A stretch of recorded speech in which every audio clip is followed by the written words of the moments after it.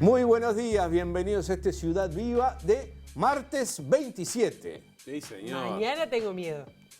Porque es muy inocente usted, Pilar. No.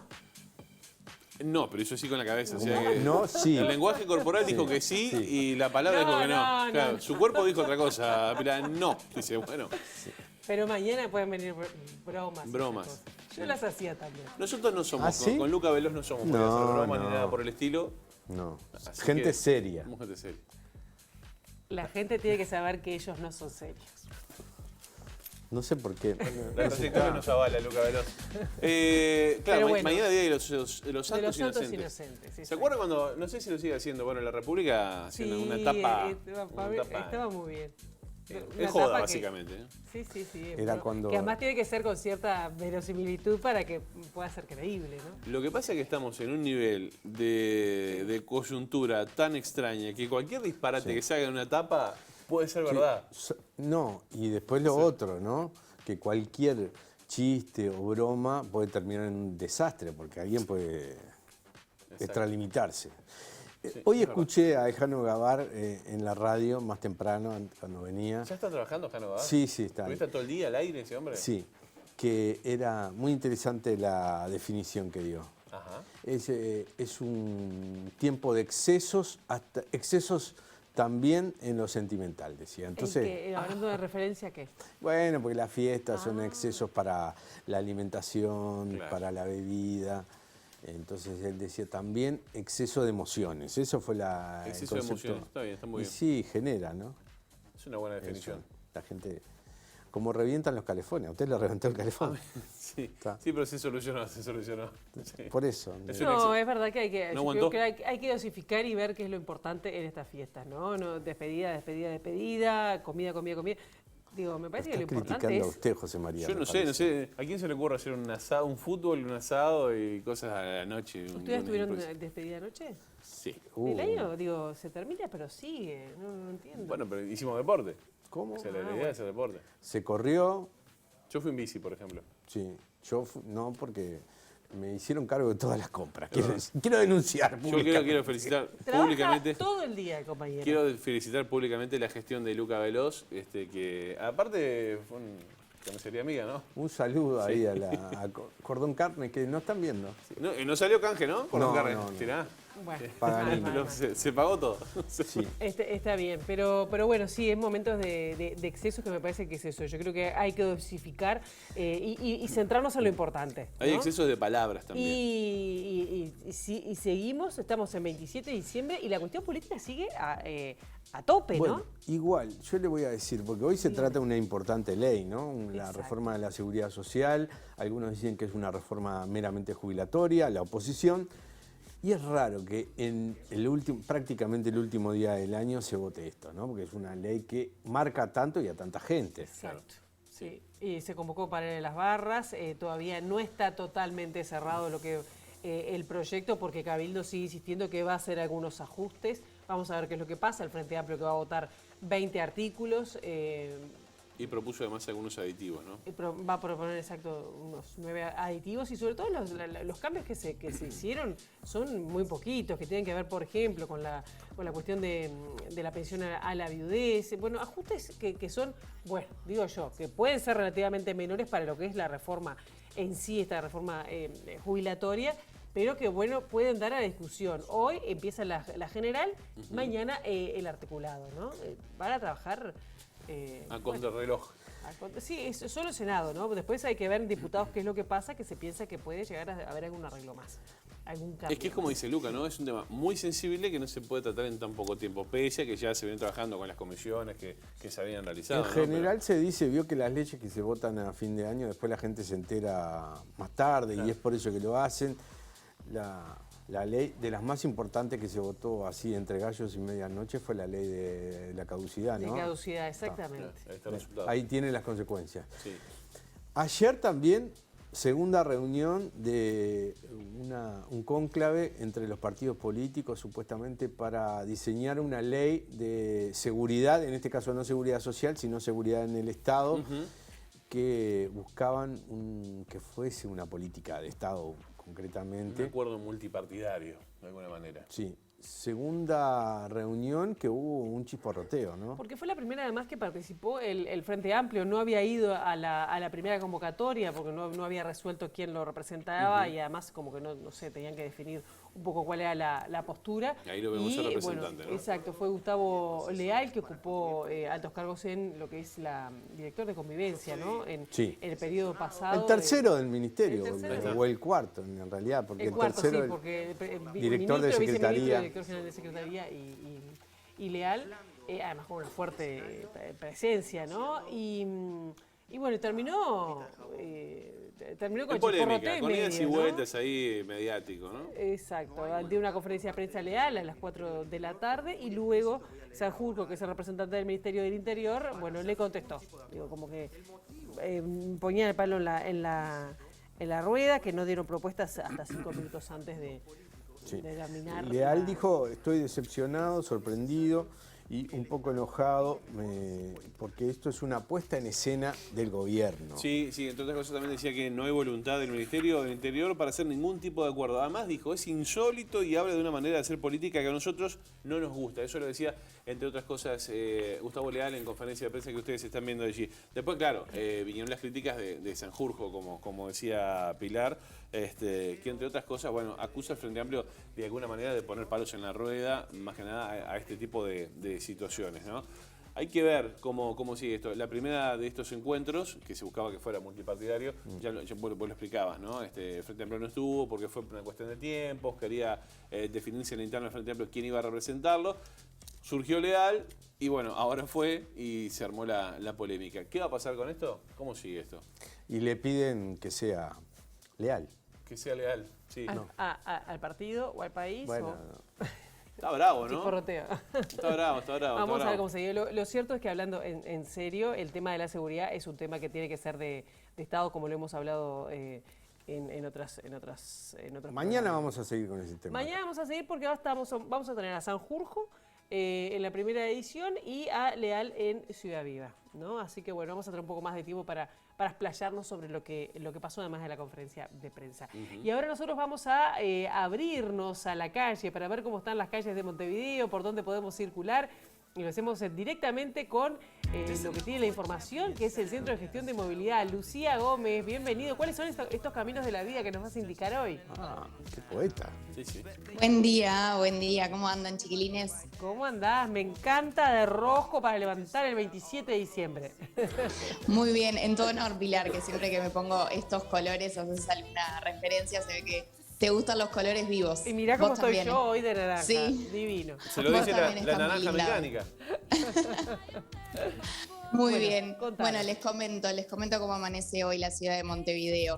Tenemos algunas demoras registradas por la avenida Garibaldi desde Boulevard Artigas hacia avenida Italia. Está un poquito más alto el tiempo de viaje por allí.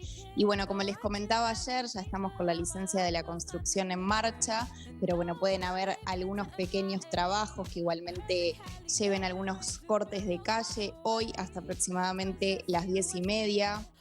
Se va a estar cortando la Rambla, ya está cortado entre Motivos de Proteo y Grito de Gloria por un trabajo allí. Y también hoy de noche, desde las 20 horas, se va a estar trabajando por un trabajo de alumbrado público en la avenida 18 de Julio, así que va a haber un desvío allí entre Río Negro y Río Branco, tanto hoy como mañana. Y bueno, ayer les comentaba cómo quedan las obras del ferrocarril central. Por la licencia de la construcción van a quedar cerradas las calles Santa Lucía entre Marcelino Díaz y García y Francisco Piria, también General Hornos entre Filadelfia y Atanacildo Suárez, Máximo Santos entre Garzón y Miguel Chiape, Camino Colman entre Salgado y José Costigliolo, y por la zona de Capurro, Uruguayana y La Vía, y también la calle Capurro y La Vía van a continuar cortadas. Habilitadas por las obras del ferrocarril central van a quedar Aparicio Saravia entre Badajoz y la avenida Garzón, y también la calle Islas Canarias y Vía Férrea. Esto va a ser hasta aproximadamente el 13 de enero, cuando se retomen las obras por el finaliz. Bueno, me entreveré. por la finalización de la licencia de la construcción. Y por último, comentarles que por las obras del viaducto, si bien ya quedó habilitada la obra grande, hay algunas pequeñas obras que continúan cortando algunas calles. Va a continuar cortada Colombia, entre Paraguay y la Rambla Portuaria, y también Francisco Tajes, entre Paraguay y la Rambla Portuaria. Hasta aquí toda la información por hoy. Será hasta la próxima y que tengan buen día. Bien, muchísimas gracias, Lucía. Nos estamos reencontrando mañana con toda la información a punto y en tiempo real sobre las calles de Montevideo. Que pasen muy bien. Bueno, muy bien. Del CGM vamos a ver cómo va a estar el clima para esta jornada de martes 27 de diciembre. Según el Instituto Uruguayo de Meteorología, tenía previsto para hoy una mínima de 13 grados y la máxima será de 28. Allí lo ven. Actualmente tenemos 20 grados, ¿eh? Está muy bien, está agradable, templado, agradable. Bueno, para mañana miércoles, miércoles 28, Día de los Santos Inocentes, se prevé cielo nuboso y cubierto, precipitaciones y probables tormentas, ventoso. La mínima prevista será de 16 grados, la máxima de 25. Y para jueves 29, allí lo ven, cielo claro y algo nuboso, mínima de 14, máxima de 24 grados. @TV Ciudad Viva, @TV Ciudad Viva es nuestra cuenta en Twitter, nos pueden seguir, también estamos en las redes del canal. En Facebook es TV Ciudad Uy en Facebook, y en el Instagram TV Ciudad. También allí nos pueden seguir, entonces, que Nacho ya colgó una foto y ya hay comentarios. Ya hay mensajes ahí, Sí, ¿no? En Instagram nos está saludando Chipo Paz, hablando de, bueno, digo, nos desea buenos días, marcando que está allí acompañando, y Azucena como siempre, en Twitter, por supuesto, Azucena. Yo ya lo dije esto alguna vez, si Azucena no está, nosotros no arrancamos el programa. Si alguien nos avisa, bueno, Azucena está pronta, está desayunando, arrancamos. Si no... Hubo unos días que por lo menos avisó que no iba a estar, ¿eh? Sí, si sí, no fue lo mismo. Estábamos preocupados, ¿no? Domingo Michelotti, Rubens Huerta, Juan Máximo Ciufreda, Grace Fernández Ventos también saludaron todos a través del Facebook, además de Ángel Amarelle. Tenemos pilas, somos tendencia los italianos. ¿Eh? Sí, ¿cómo está? Me gusta. Eso es por Luca Velo. Y nos sigue, como nos sigue Silvia y Marieta Bellizzi. Claro, puede ser. También. Son de ahí. Les mandamos un saludo también. Bueno, ¿qué vamos a tener hoy? Bueno, vamos a tener muchas cosas. Nos vamos a ir del país porque vamos a tomar... Sí. Me gustó tanto Perú que voy para allá. Está complicado Perú para ir igual. No, está complicado. Vamos a tomar un contacto con una colega. Estamos hablando de Adriana León, es periodista de allí, además directora del área de libertades informativas de IPIS y corresponsal para Los Angeles Times desde Perú, por supuesto, para ver cómo está la situación allí en ese país que está, bueno, con el presidente destituido, encarcelado, prisión preventiva por 18 meses, nueva presidenta y protestas que no cesan en reclamo de, bueno, de institucionalidad, de justicia, y con muchos muertos. Hasta ayer eran 26 muertos, si no tengo la cifra. De todos modos, gente muy pobre, muchas de ellas, sobre todo en el sur del territorio nacional. Bueno, vamos a estar hablando sobre las implicancias de esto, sobre esta convocatoria a elecciones anticipadas que recién serían en 2024. Estaremos hablando entonces con Adriana León de este tema. A partir de las 10 de la mañana se da en el Senado empieza la discusión de este proyecto de reforma de la seguridad social. Va a haber movilización en el entorno del Palacio, ya está llamando el PIT-CNT a las barras, también AEU va a estar paralizando. Movida interesante, importante, debí decir, allí en el entorno del Palacio, y vamos a conversar sobre esta reforma, sobre la posición del Frente Amplio con la senadora Silvia Nane, que ya debe estar acá. Sí. En el estudio. Ahí va. Bueno, un ratito vamos a estar hablando. Y por supuesto vamos a hacer recorrida de móviles en el correr de la mañana. Recorrer. Bueno, sí. En la Escuela de Periodismo van a echar. Vamos a hacer una pausa ahora y ya seguimos con Ciudad Viva, ¿eh? Recorrer.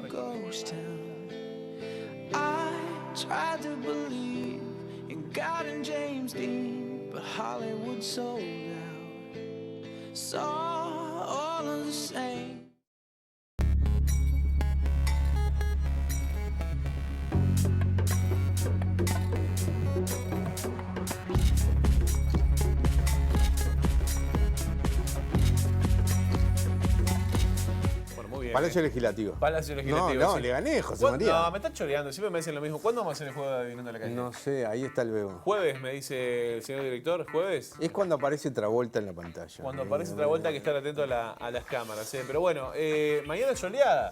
Bastante Sí, señor. movida por allí, por lo menos en el Palacio Legislativo. No sé, a ver, ¿por dónde anda el amigo Juan Pablo Rodríguez? Cuéntenos, ¿qué tal? Buen día, ¿cómo anda? Bienvenido. Con los pies en el agua. Seguramente, a ver, ¿está poteando?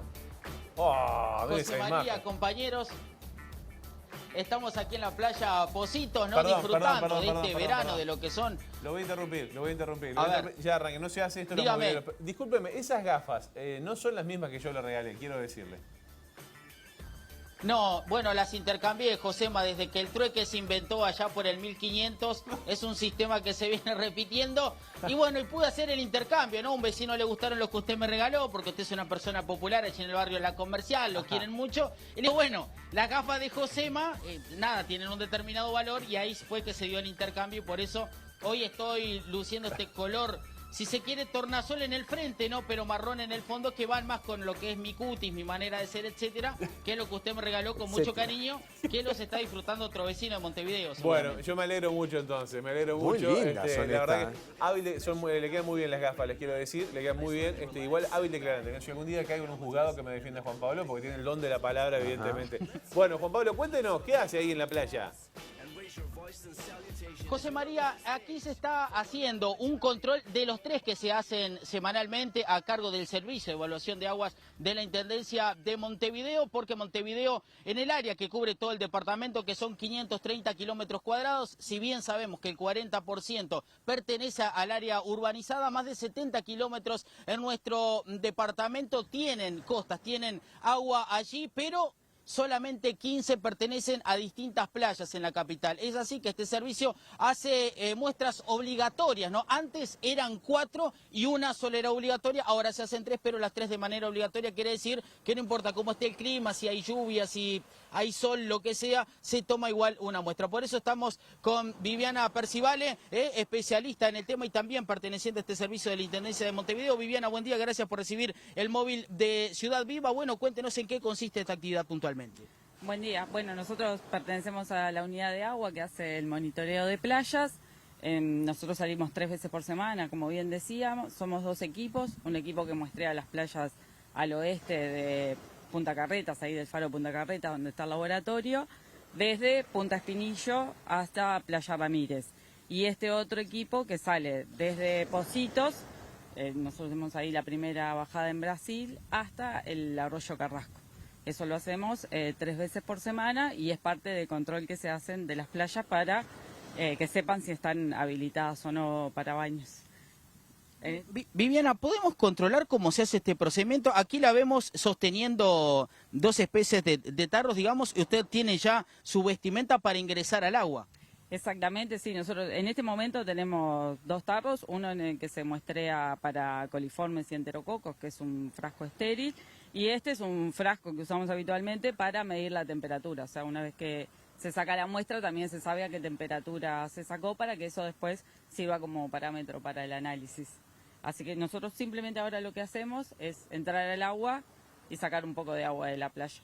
Lo podemos ver, Viviana, bien. Vamos a ver el procedimiento de cómo se extraen las aguas aquí en la playa Positos, pero acá también tenemos a un biólogo integrante de este equipo. ¿Cómo es su nombre, caballero? Gabriel.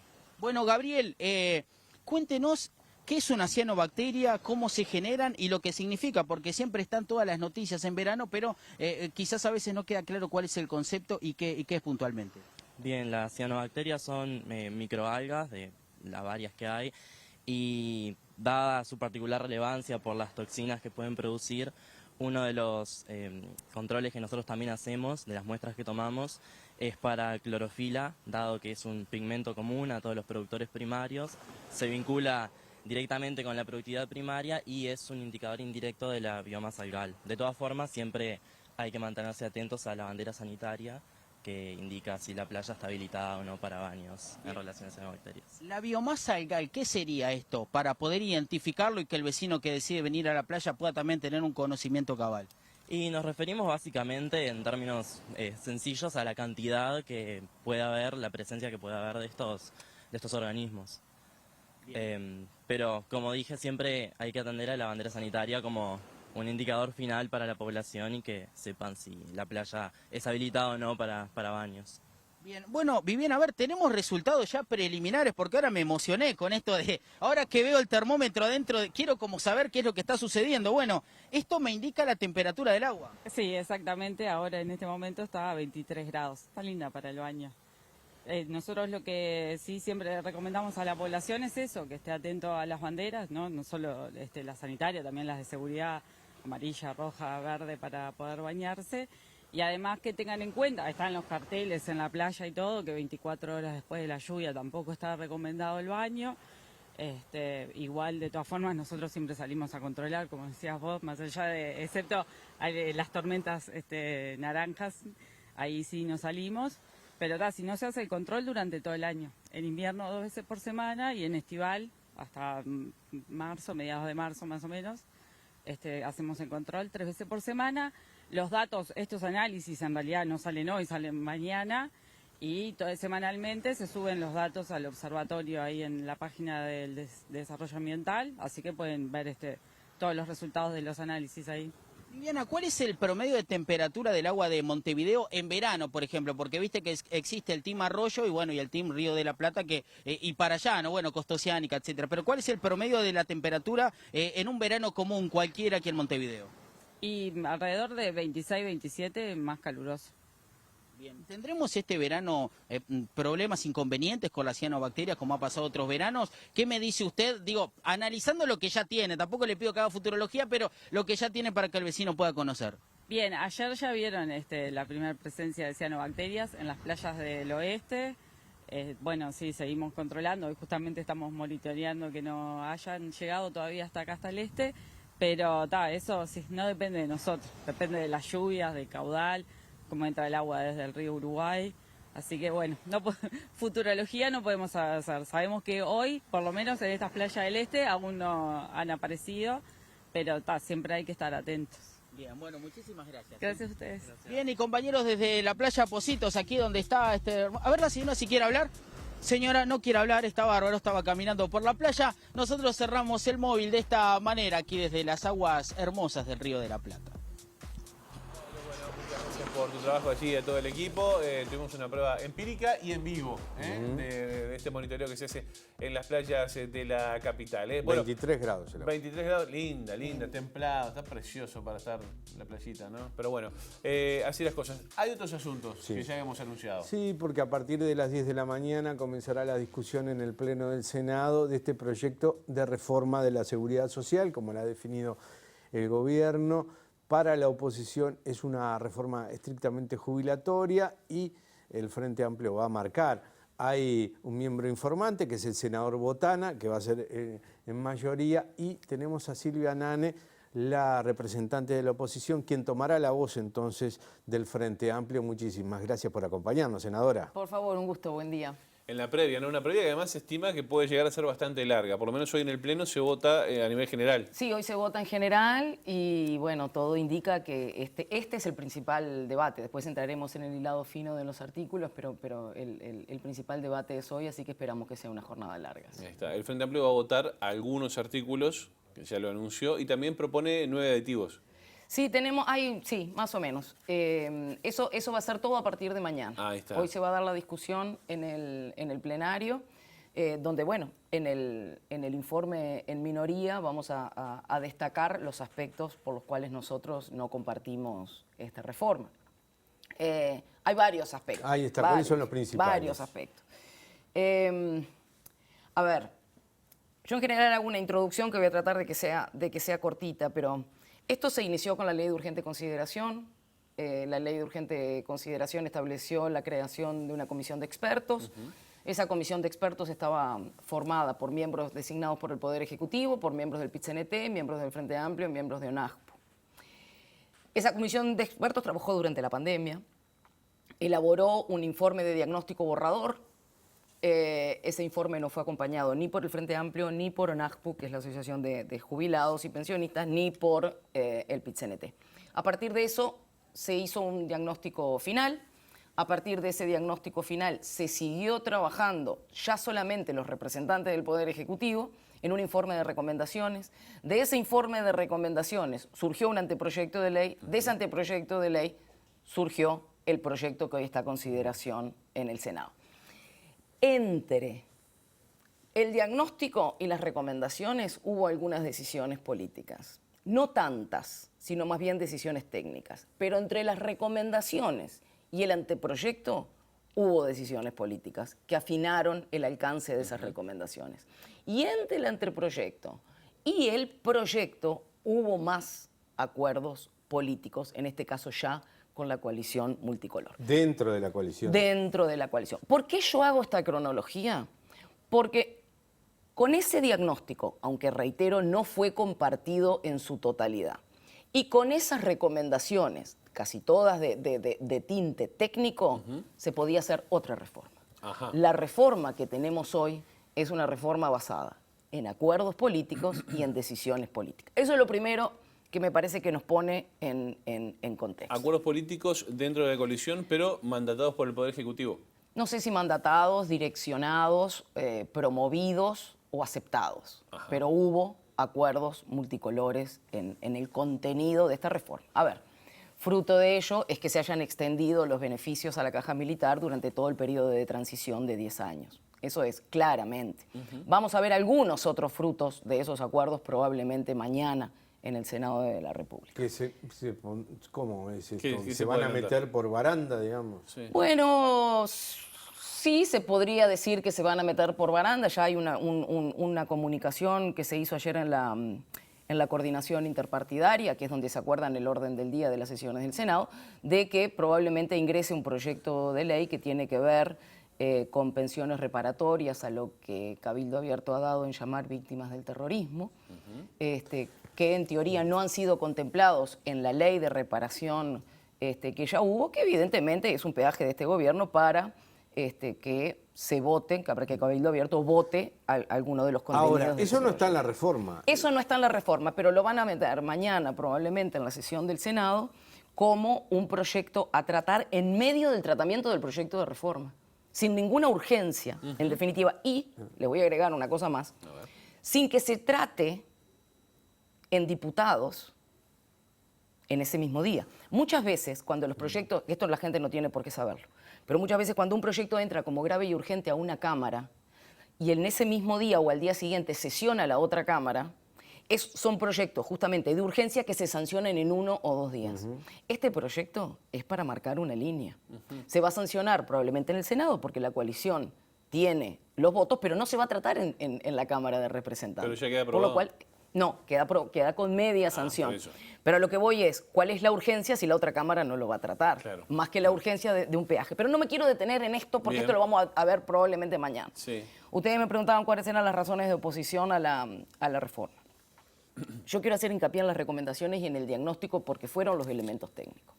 Allí se presentaron informes que dice, yo me lo anoté por acá para no errarle en los números, que en las actuales condiciones que tenemos, nosotros hoy tenemos casi 1/3 de las personas que con 70 años de edad no configuran una causal de 30 años de trabajo. Claro. Casi el 45% de los varones no van a configurar causal con 30 años a los 65 años.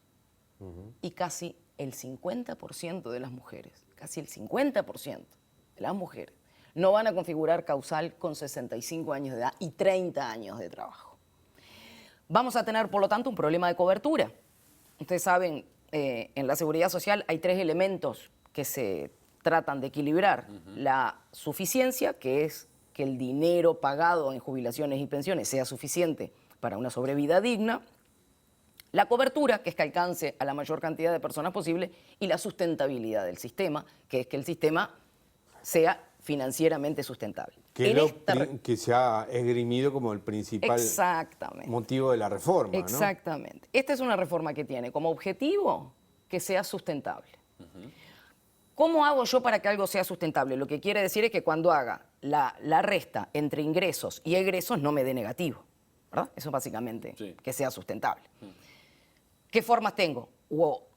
o bajo los egresos o subo los ingresos, o hago las dos cosas a la vez. Bueno, en este proyecto solamente se bajan los egresos. No hay nada que toque los ingresos al sistema previsional. Esa es una de las cuestiones que dan el foco. Ahora, si yo voy a apostar por un sistema sustentable, voy a tener que necesariamente tocar las otras dos variables, que son la cobertura y la suficiencia. ¿Qué quiere decir eso? Que voy a tener menos posibilidades para acceder a los requisitos de la jubilación y de las pensiones, y que además, muy probablemente, como lo vienen demostrando varios estudios, los montos a cobrar en jubilaciones y pensiones tengan que ser menores. Eso no es lo que dice el gobierno. Eso no es lo que dice el gobierno, pero tampoco lo ha podido demostrar. El propio Saldain dice que los números dan otra cosa y que además con la jubilación base que se va a votar, que nuevamente se esgrime como uno de los principales beneficios, la cobertura va a ser amplia y mayoritaria. Bueno, fíjate que ahora, en los cambios que introdujo el Poder Ejecutivo, luego de que cuestionamos esos números, no solamente el Frente Amplio, sino también el representante por los trabajadores del Banco de Previsión Social y también la Central de Trabajadores y también CIMBE, el Observatorio de Seguridad Social, el gobierno tuvo que rehacer un montón de números porque no estaban bien calculados en las dos comparecencias previas que hubo antes de la última en la comisión. Y fíjate que luego de todos esos cuestionamientos se agregó una nueva causal jubilatoria de 65 años de edad, 25 años de trabajo, y se determinó que el ajuste de eso que se llama suplemento solidario, que no sé cuánto tiempo tenemos como para explicarlo, pero que si tenemos tiempo lo explico, el ajuste del suplemento solidario se hacía de acuerdo a la ley por el índice de precios al consumo, es decir, por la inflación, por lo que suben los precios. Nosotros lo que cuestionábamos es que en 20 años ese suplemento, y lo cuestionaba también informes técnicos del PIT-CNT, ese suplemento, si no se ajustaba por, igual que las jubilaciones, por el índice medio de salario, lo que terminaba pasando es que terminaba dando cero el ajuste, porque el costo de vida se come el ajuste por IPC. Eso lo demostraba claramente el informe del PIT-CNT.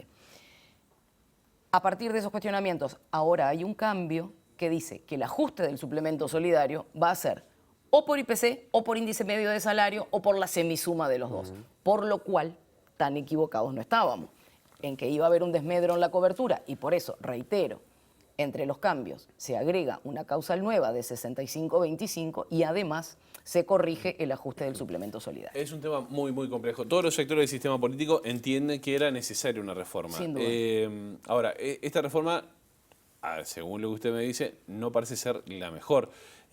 ¿Por dónde pasarían las claves para hacer una reforma más equitativa? Porque también quedó la idea de sobrevolando desde que empezamos a hablar de todo esto, de que vamos a trabajar más para cobrar menos. Sí, sí, bueno, es que eso es un hecho. Eso es lo que los números dan. Claro. Eso es lo que los números dan. Ahora, hay otros aspectos. ¿Qué hay que hacer para que la reforma sea más equitativa? Primero que tiene que ser integral.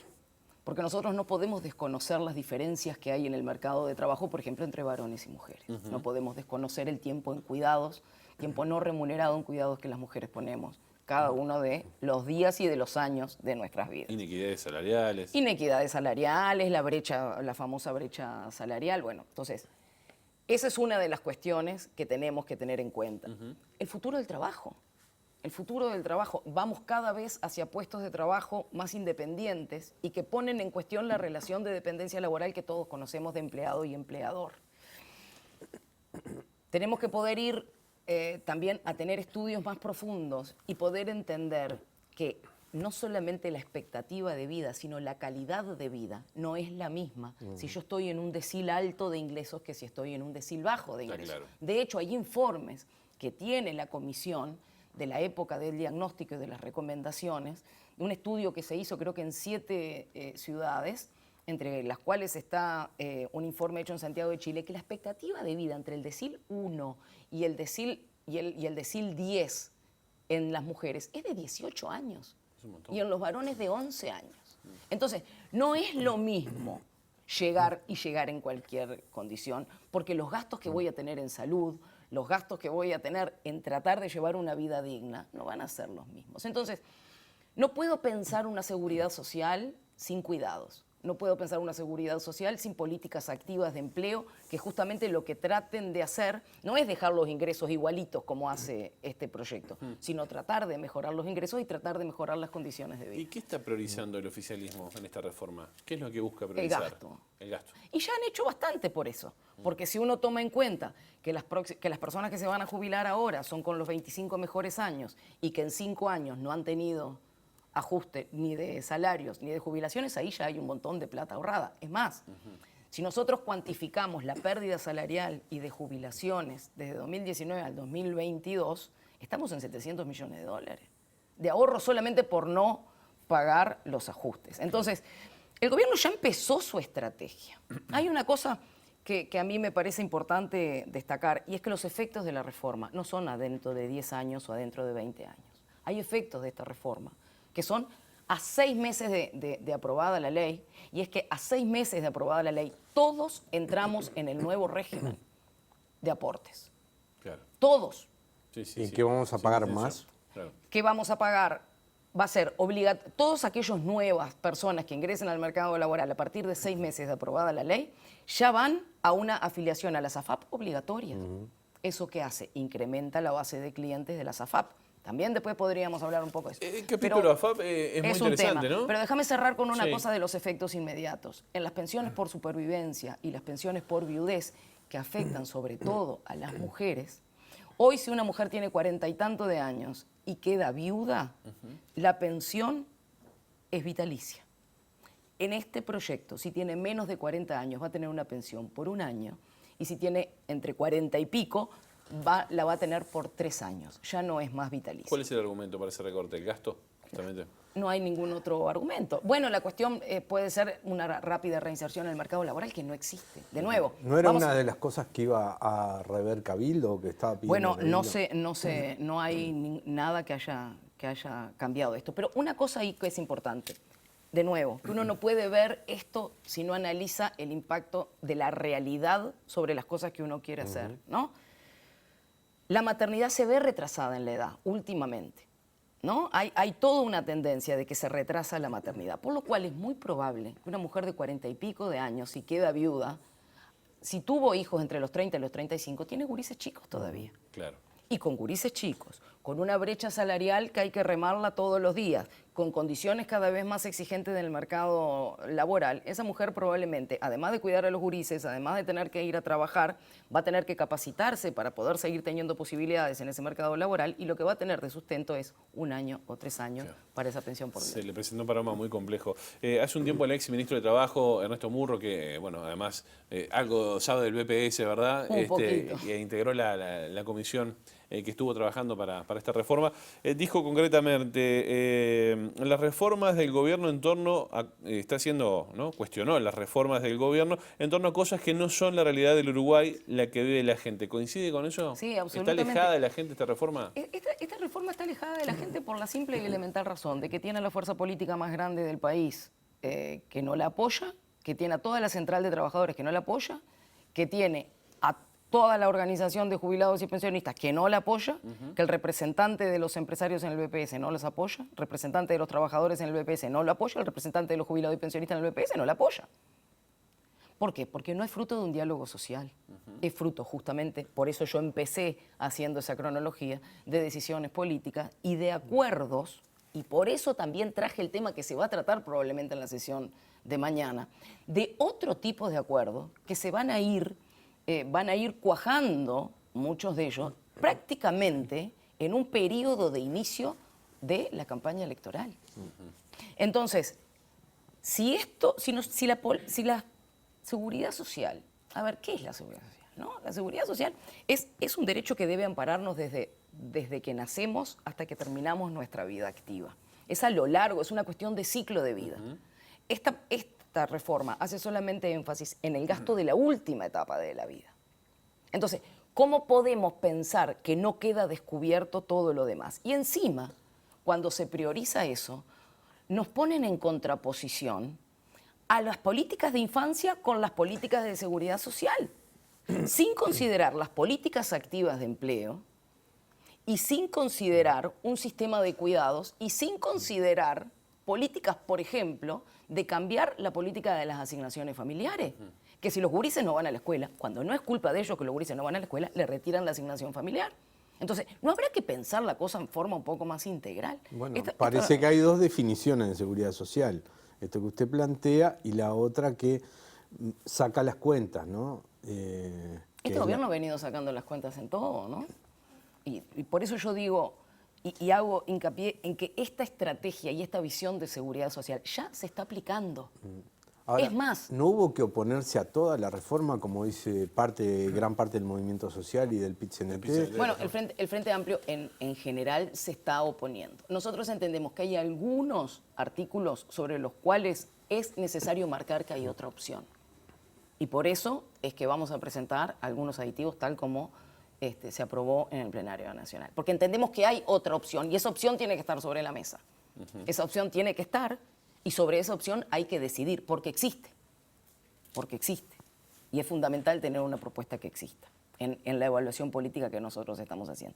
Y otra cosa que yo quería decirles es que cuando se reclama de que no hubo participación y que no hubo propuestas, reitero, la causal de 65 y 25 y el cambio del ajuste del suplemento solidario, que no sea solamente por el índice de precios al consumo y que sea por índice medio de salario o índice de precios al consumo, quiere decir que las propuestas existieron y quiere decir que hubo un cambio en función de eso. Por lo cual quiere decir que si se pudo negociar con las cámaras empresariales para que no se tocaran ni tributos ni aportes patronales, también se podría haber negociado, acordado, dialogado, no solamente con el Frente Amplio, sino con los representantes de la Central de Trabajadores y con los representantes de los jubilados. Estamos prácticamente en el final. Bueno, nos quedan un montón de temas para hablar. Caja militar, el caso de la SAFAP.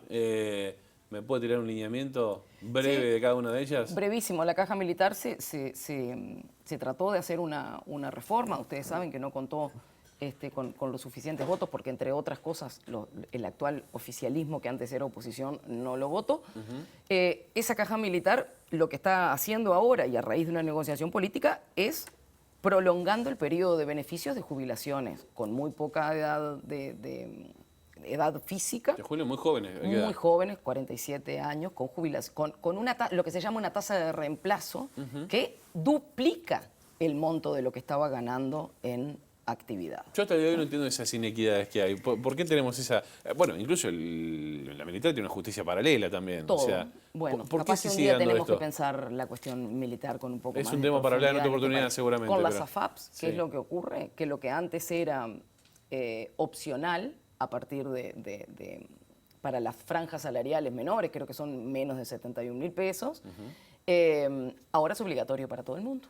Entonces, ¿qué estoy haciendo con eso? Le estoy ampliando la base de clientes a las AFAP y además les estoy incluyendo clientes con una muy buena trayectoria previsional, porque recuerden que están incluyendo también ahora a las cajas paraestatales, que son, en términos generales, cotizantes de seguridad social con muy buena densidad de cotización y, en términos generales, también con jubilaciones que están en la capa media Es y decir, alta de la... Hablando en plata, les entra mucho efectivo. Sí, claro, y hay una cuestión que se deroga el tope de las comisiones y que además las AFAP ahora van a poder cobrar comisión sobre el saldo. ¿Qué quiere decir eso? El saldo es lo que yo voy acumulando. Sí. Si yo me quedo sin trabajo o estoy en seguro de paro y no hago aportes activos, la comisión sobre lo que tengo me la siguen cobrando. Ahora, ¿se votará algún seguro por las AFAP? Porque en el sistema que está vigente hoy, las AFAP votaron con los pies, digamos, se fueron del sistema de seguros, el Banco de Seguros terminó pagando allí, haciéndose cargo. Dentro de este proyecto, ¿hay algún reaseguro, digamos, para que el sistema funcione? Pero tiene otra pata más, y es que la agencia reguladora que se crea le da potestades al Poder Ejecutivo como para poder tener injerencia sobre ese y muchos otros aspectos. Entonces, acá tenemos un problema que es que para que las políticas de seguridad social sean políticas de Estado, debe tener el Poder Ejecutivo la mínima injerencia posible, porque si no, cuando cambia el Poder Ejecutivo, estaría pudiendo cambiar aspectos que no van a ser una cuestión de política de Estado, sino de política mucho más coyuntural.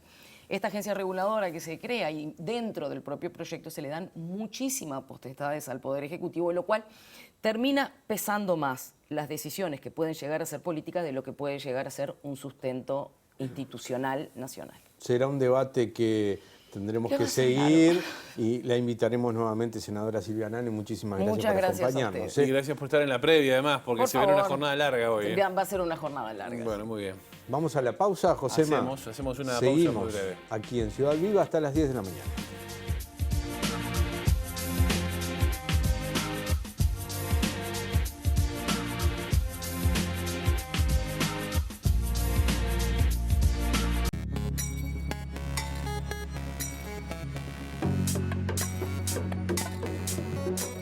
Presenta Mercado Agrícola de Montevideo, en el corazón de un barrio donde late la ciudad.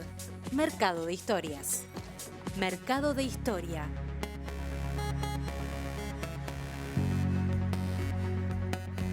Les habíamos prometido salir de Uruguay por un ratito para saber cómo se está viviendo la situación de crisis social en Perú, justamente, donde, bueno, en los últimos días ha habido una serie de manifestaciones con el presidente depuesto. Es un intento, en principio, de autogolpe, de disolución de cámaras. Bueno, se está investigando todo eso y para hablar de esta situación, Luca, estamos ya convocando a una periodista de allá, una colega. Estamos hablando de Adriana León, que es periodista, directora del área de Libertades Informativas del Instituto de Prensa y Sociedad de IPIS, y es además corresponsal de Perú para Los Ángeles Times. Adriana, muchísimas gracias por estos minutos para aquí, para Ciudad Viva, para TV Ciudad. ¿Qué tal? Mucho gusto. Muchas gracias por la invitación. Bien. ¿Cómo se está viviendo la situación en Perú en estos momentos? Bueno, ahorita hay como, digamos, está un poco calmado por lo de las fiestas, después de casi 30 muertos en protestas en 5 o 6 días. Es una situación complicada, sobre todo porque no se ha esclarecido esta situación, no se ha esclarecido las muertes. La mayoría de gente muerta está muerta por balazos, es decir, ante un estado de emergencia, las Fuerzas Armadas tomaron las calles, las regiones, y en estas situaciones convulsas, porque efectivamente se intentó tomar aeropuertos, las Fuerzas Armadas dispararon. Entonces no ha habido ninguna, digamos, explicación de parte del gobierno de Dina Boluarte, que es la nueva presidenta, ante pues una situación que se tiene que esclarecer. Han anunciado que van a reparar a las víctimas, a los familiares, pero por supuesto que está bien repararlos, pero primero hay que saber qué pasó, y eso no se ha esclarecido. No hay nadie, digamos, responsable de esta situación, y eso pues genera no solamente incertidumbre, sino mucho descontento social, ¿no? Yo creo que el Congreso, acorralado ante esta convulsión social, ha decidido aprobar una reforma para ir a elecciones en abril del 24, pero sinceramente de acá a abril del 24 me parece una eternidad en una sociedad que está muy molesta y que pues pueden retomar las acciones de protesta en cualquier momento, ¿no? Esta molestia en la sociedad que tú señalas ya viene desde hace algún tiempo. El Congreso, de hecho, tiene una alta desaprobación, ya la tenía durante el gobierno de Castillo, ahora se ha profundizado, sobre todo en las regiones del sur, pero habitualmente en Perú uno va y hay protestas. Ahora, estas han tomado un extremo, parece, ¿no? La ocurrencia de esta gran cantidad de personas muertas a manos de la policía y el ejército. ¿Entiendes que ha virado, que se ha profundizado la emergencia en Perú, por un lado? Y segundo, ¿a quiénes responden estas manifestaciones que son básicamente en el sur? Es un descontento social así muy grande, ¿no? Porque además Castillo ha sido una decepción para todas estas personas, digamos, lo que Castillo llamaba el pueblo, los nadie, los oprimidos, ¿no? Que son sobre todo en esta zona, en la zona sur del país, donde efectivamente están las regiones más pobres. O sea, tú ves en dónde se ha levantado la gente. Huancavelica es la región más pobre del Perú.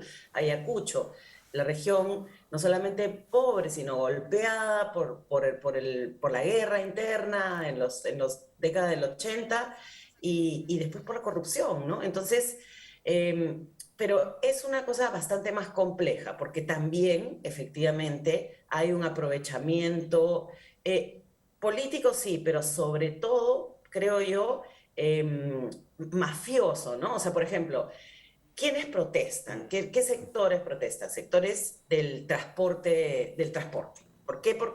Porque no quieren pagar las multas, porque quieren trabajar de manera informal. El Perú es un país muy informal. Nosotros tenemos nuestra población económicamente activa, informal, es de casi el 80%. Entonces, los mineros ilegales, por ejemplo, en la zona de Chala, de Arequipa, tú veías a los manifestantes en las imágenes, era clarísimo, estaban en unas camionetas súper modernas ¿no? y muy bien, digamos,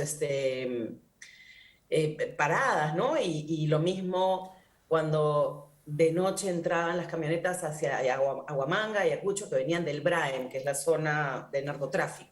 Entonces, de hecho, hay muchas economías ilegales que han pescado a río revuelto y eso, pues, es una situación bastante más compleja. Entonces, tú tienes, por un lado, un descontento social, la gente engañada también. O sea, las personas que protestan y gritan Asamblea Constituyente creen que con una Asamblea Constituyente van a tener, pues, las reivindicaciones que la gente necesita. Vivir con lo mínimo para tener una vida digna, con educación, con salud, con justicia. Nada de eso existe. Claro, Entonces, Adriana, pero parece que las protestas también defienden de alguna manera a Castillo, por lo menos las del sur. Por eso a veces a uno le llama la atención, son quienes los votaron, son los más pobres, pero parece que... Piden la libertad de Castillo, por ejemplo, ¿no? Sí, la libertad, pero es la menor parte, ¿no? O sea, eso fue como al principio de la protesta, esto empezó el 6, 7 de diciembre, al principio era así la libertad de Castillo, pero luego eso se fue desinflando y ya nadie pide la libertad de Castillo, la verdad, porque Castillo, o sea, realmente era un tipo que estaba, pero hasta acá de la corrupción, ¿no?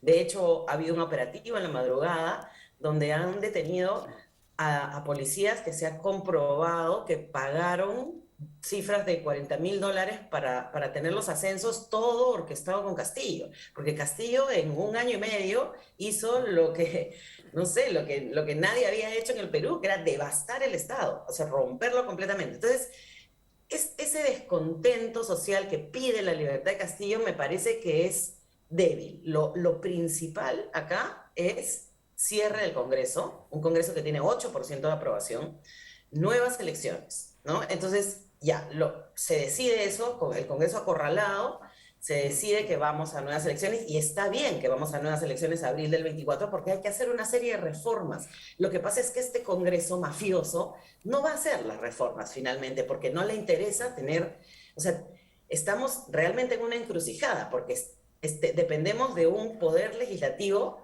cuyos miembros, en su mayoría, son justo se cortó. personas que están metidas en mafias. Entonces, Ahora, no van a reformar ninguna norma. Ahora, una asamblea constituyente entonces no sería pertinente porque cambiaría las reglas de un sistema político que, según lo que tú decís, está en crisis. Entonces, una constituyente donde tuviese mayor participación de la gente organizada podría ser un cambio importante. ¿Por qué dices tú que no? Yo creo que es un debate que se tiene que dar, pero pienso que nuestra constitución, la del 93, es una constitución primero que ha sido reformada como en más de 50 de sus capítulos, ¿no? Y ha ido adaptándose a los tiempos. Cuando la gente pide la constituyente, pide más igualdad, cuando en la constitución está clarísimo que todos tenemos derecho a la educación, derecho a la justicia, derecho a la salud. Nada se respeta porque somos un país que está completamente tomado por la corrupción. Ahora, si tal vez estamos en una situación en la que se tiene que dar el debate de la constituyente para que la gente se sienta más representada, pero no va a ser una solución. No sé si me dejo ¿Cuál entender. sería la salida entonces para ti, pensando además en el poco apoyo que está teniendo la actual presidenta, a la que de alguna manera señalan como, digamos, la que dictadora, le dicen, ¿no? Claro, y que además la que ha llevado, digamos, la represión fuerte con el tema de las protestas sociales? Sí, o sea, yo lamentablemente les tengo que decir que no soy para nada positiva y creo que estamos entrampados. Creo que estamos en una situación muy complicada. Hemos tenido 6 presidentes en 5 años.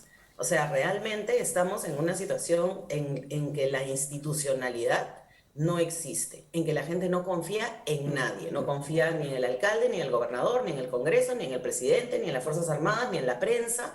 Entonces, no sé, yo la verdad que no veo una solución. Lo mejor sería que este Congreso haga las reformas políticas que ya están escritas, porque con el presidente Vizcarra se hizo una coalición de expertos y propusieron 6 reformas políticas elementales para poder llevar un proceso electoral, digamos, y no estar en esto de te pongo, después te saco, te vaco, etcétera, ¿no? Pero eso no va a pasar, porque este Congreso no lo quiere hacer, porque ellos, o sea, mira, imagínate que los partidos políticos que están ahorita en el Congreso no quieren elecciones primarias, por ejemplo, no quieren las primarias, no les parece que eso está mal. No quieren que entren otros partidos políticos, entonces si vamos a las elecciones sin reformas, vamos a votar por los mismos que votamos en el 21, que entre Keiko y Pedro Castillo sumaban 17%, es decir, más del 80% de los peruanos y las peruanas no queríamos ni Castillo ni Fujimori, ¿sí? Entonces, es un tema de cero representatividad y de muy poca institucionalidad. Bueno, es un tema que tendremos que seguir, te vamos a estar molestando a todas luces y según lo que decís, esta reforma también el Congreso la aprobaría, pero no tendría el fundamento, no tendría el respaldo de la gente. Entonces, hay posibilidad de adelantar las elecciones 2024. Antes va a reventar, si no, esta presión, ¿no? Claro, lo que pasa es que otros analistas, por ejemplo, opinan que, bueno, ya, como este Congreso está totalmente desprestigiado y no va a hacer las reformas, vamos a elecciones ahorita, en abril del 23. A ver si eso ocurre y quiénes se presentarían, no hay tiempo, ¿no? Pero vamos a ver cómo se calienta la calle. Yo creo que se va a volver a calentar después de las fiestas. Es muy particular además el sistema electoral en Perú porque, bueno, como hay un alto índice de analfabetismo, se vota de acuerdo a figuras. Por ejemplo, votan mono, votan papagayo. Ahora cuando estuve allí en el Amazonas justamente estaban en medio de las elecciones para las alcaldías y esa era la forma. Mira, yo en la zona central ya veía hay números, pero también caras están las figuras. Y bueno. Lo mejor, Adriana, y seguiremos en contacto contigo para ver cómo sigue la situación y que nos sigas, bueno, iluminando un poco, además con estos relatos tan diferentes de lo que hace también la prensa local y cómo ve la prensa desde afuera la situación de lo que está pasando allí en Perú. ¿No? Muchísimas gracias y buenos días. Gracias a vos. Vamos a una pequeña pausa, Pilar. Y ya venimos con el último bloque de la ciudad. No? Es el último, ¿no? El último bloque. A las 10, hasta las 10.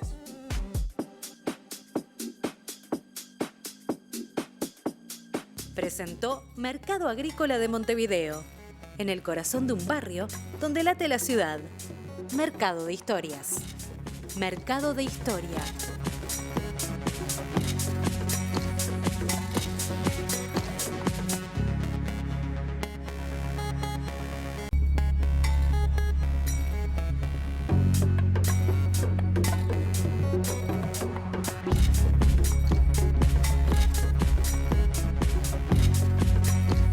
Faltan 9 minutos para las 10 de la mañana. Hace un ratito hablábamos en Ciudad Viva con la senadora Silvia Nane del Frente Amplio, que nos adelantaba su postura, qué va a pasar a partir de las 10 de la mañana dentro del Palacio Legislativo con la votación de la reforma de la Seguridad Social. Nuestro compañero Mauricio Pérez está por allí en el Parlamento porque se espera una gran movida en las barras y creo que ya está con entrevistada además también. Mauricio, ¿qué tal? Buen día, bienvenido. Buen día, José María. Como tú decías, se va a poner a votación el proyecto de reforma de seguridad social en la Cámara de Senadores. Seguramente obtenga media sanción con los votos del oficialismo el proyecto, y en este ámbito se está dando una movilización de distintos sindicatos que se van a concentrar en las barras de la Cámara de Senadores. Para hablar de la postura del PIT-CNT y de los distintos sindicatos sobre esta reforma, estamos con la secretaria general del PIT-CNT, Elvia Pereira, a quien agradecemos estos minutos con Ciudad Viva. Y Elvia, a consultarte sobre cuáles son los principales cuestionamientos desde el PIT-CNT hacia esta reforma. Bueno, el PIT-CNT fue muy claro desde el día 1, cuando se presentó esta primera instancia de borrador de este proyecto. Un proyecto para nosotros que debería haber involucrado en un diálogo y en una discusión a distintos actores de la sociedad, no solamente expertos. Esto no se dio. Esto que se dice que hace 1 año y medio que se está discutiendo entre algunos. Preguntarle a la ciudadanía, ¿usted fue consultado? ¿A usted le preguntaron si quería trabajar más y cobrar menos, que en definitiva es la esencia de esta reforma jubilatoria? ¿O es necesario una reforma de seguridad social que brinde protección a los trabajadores, a los pasivos, a las infancias, a las personas con discapacidad? Bueno, esto no está contemplado. Una financiación que únicamente la van a pagar los trabajadores y las trabajadoras. El proyecto inició con un articulado que se fue modificando y hoy lo que se va a poner a votación tiene algunos cambios que aquel proyecto original que presentó el Poder Ejecutivo. ¿El PIT-CNT comparte algunos de esos lineamientos o el centro de la reforma ya es cuestionable y no hay posturas divergentes en ese punto sobre lo negativo que va a ser el proyecto hacia el futuro? Bueno, lo evalúan las trabajadoras y los trabajadores, ¿no? Algo que te dice que tenés que trabajar más y vas a percibir menos. De hecho, el centro ya es negativo para trabajadores y trabajadoras. Lo otro, en las 2 comparecencias que tuvo el PIT-CNT, ninguna de las propuestas que trajo el PIT-CNT y señalamientos, por un lado, no fueron discutidos ni fueron contrarrestados de parte de quienes del grupo que integra la propuesta de esta reforma jubilatoria. Nadie contrarresta las posiciones del PIT-CNT, pero tampoco son tomadas en cuenta. Sigue la obligatoriedad, continúa la obligatoriedad de la SAFAP, continúa esto de la edad jubilatoria, continúa lo que tiene que ver con un financiamiento únicamente para trabajadores y trabajadoras. Esto es sustantivo. Esto quiere decir que no habrá otra forma para reformar jubilaciones que no sea a través del esfuerzo únicamente de los trabajadores y trabajadoras.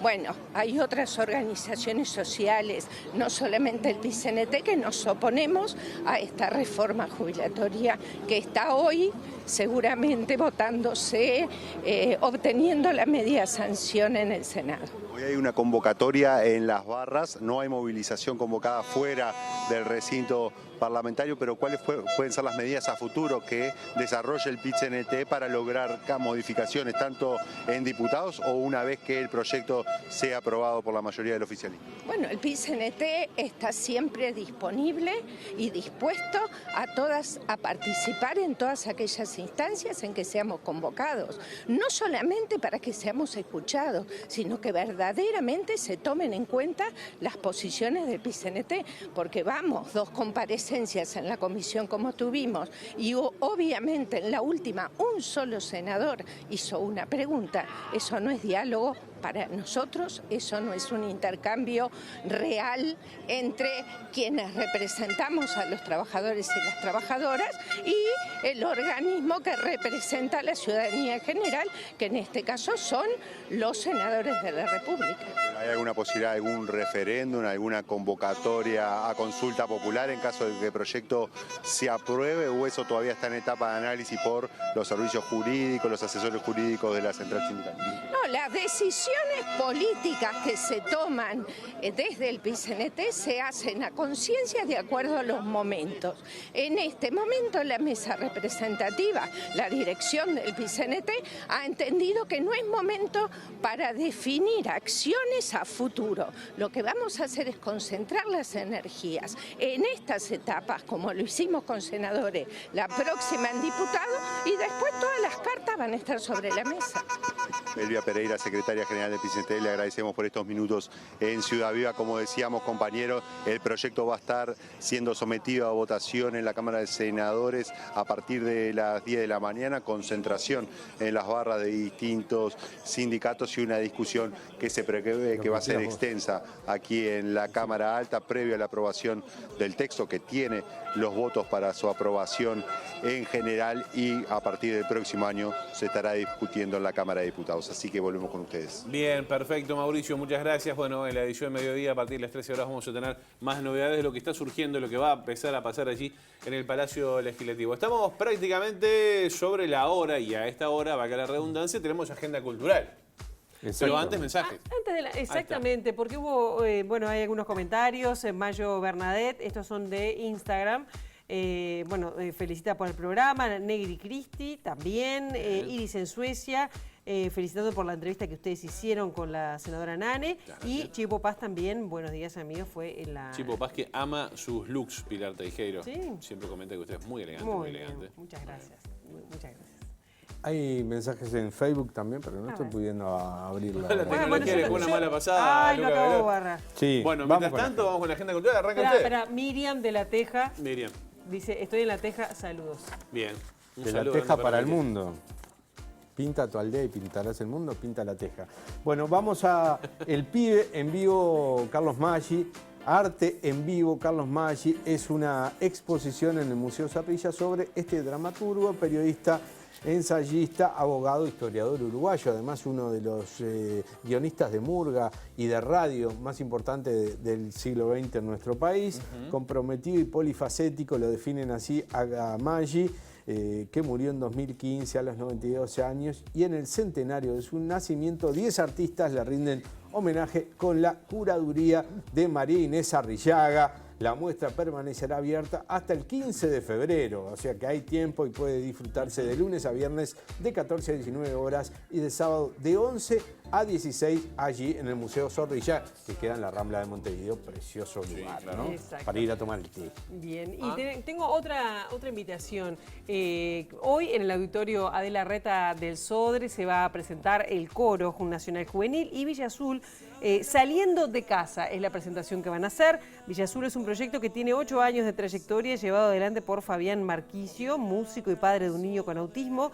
Las canciones, compuestas junto a Estela Mañone, fueron una forma de comunicación y de aprendizaje.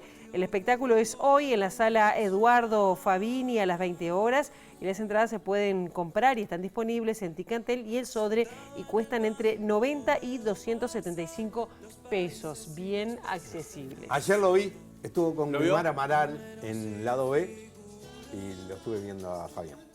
Bien. Un crack. Bueno, yo me pongo de pie para recomendarles algo que va a pasar jueves y viernes en la trastienda. Y bueno, me pongo de pie literalmente, pero voy a hablar de la mejor banda de nuestro país, que se llama Trotsky Vengarán, que ahí lo ven. Camiseteando. El jueves hay misa, señores. Porque Trotsky Vengarán, con su nuevo disco del comienzo del final, tendrá 2 shows esta semana. Las entradas para el 30 de diciembre están agotadas, pero aún quedan lugares para el jueves 29 y será a las 21 horas. Pide tus deseos, nadie está escuchando, es un show a la carta en el que el público podrá pedir a la banda canciones que quiere escuchar. Hacen un listado, un montón de canciones los amigos de Trotsky. Vio que está ahí, están auspiciados por nuestro amigo de Casa Sanz. Mi amigo, sí, claro, el amigo Walter, ahí está. Sí, pega duro ahí. Bueno, ese es uno de los últimos videos que ha realizado la banda. Es producción familiar allí, Ahí está Pelufo, está la hija también del escenario. Parece Palermo Boxing Club, ¿no? Sí, me parece que sí. Tiene experiencia de... Sí, o el American Box, no sé bien. Tiene experiencia de Voy a hacer notas. He hecho un informe. ¿Ah, sí? Segundos afuera. ¿Se puso los guantes alguna vez?